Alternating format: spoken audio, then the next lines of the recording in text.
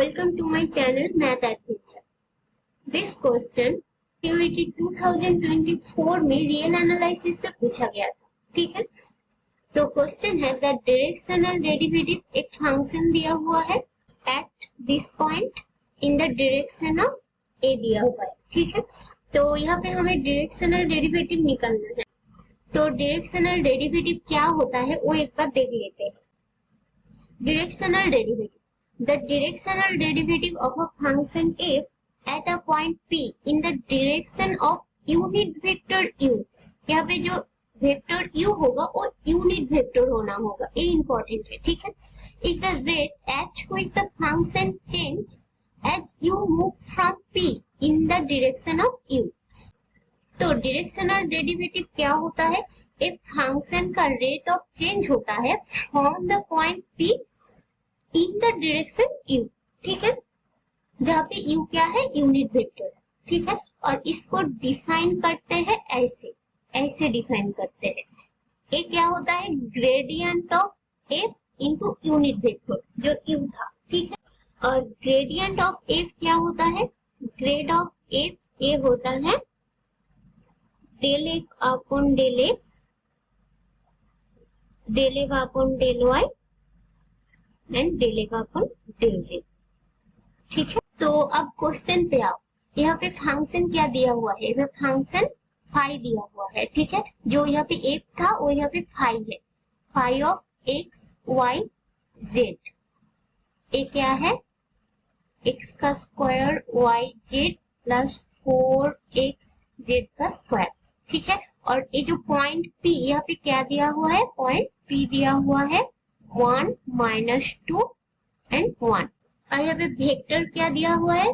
v दिया हुआ है 2i - j -2k, ठीक है, इसके डायरेक्शन में।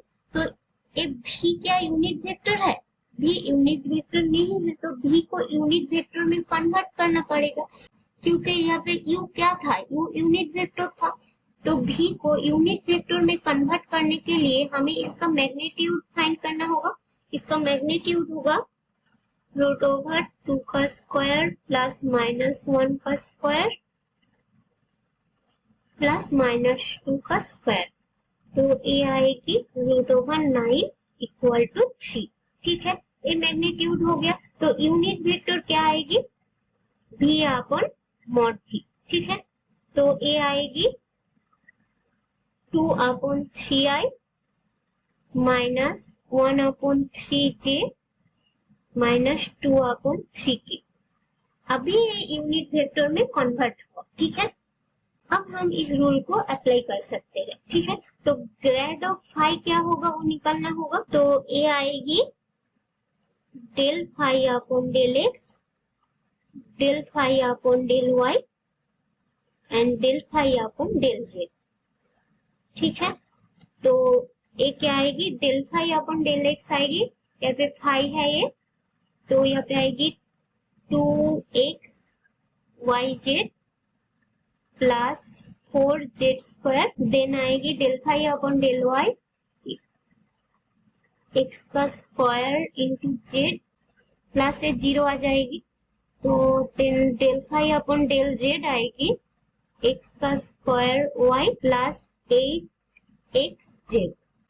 देन हमें जो पॉइंट दिया हुआ था p पॉइंट पे, वहां पे ग्रेड फाई का वैल्यू निकालना होगा। Grad phi at the point p यानी कि 1 -2 एंड 1, ठीक है। यहाँ पे क्या आएगी? तो a आएगी 2 × 1 × -2 × 1 यानी -4 प्लस a 4, ठीक है। और यहाँ पे आएगी 1 × 1, तो 1, और यहाँ पे आएगी 1 का स्क्वायर इंटू -2, तो -2 प्लस 8 × 1, तो 8, ठीक है। तो ये आएगी 0 1 6। तो हमारा डायरेक्शनल डेरिवेटिव आएगी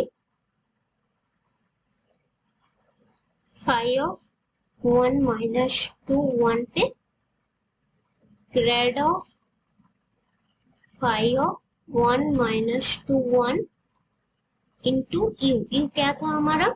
यहाँ पे अब गलती से भी वेक्टर को नहीं लिख देना, यहाँ पे यू वेक्टर आएगी, ठीक है। तो वो था 2/3 आई कैप माइनस 1/3 जे कैप माइनस 2/3 के कैप। यहाँ पे ग्रेड फाई का वैल्यू आया है 016 और ए आएगी 2/3 माइनस 1/3 माइनस 2/3, ठीक है।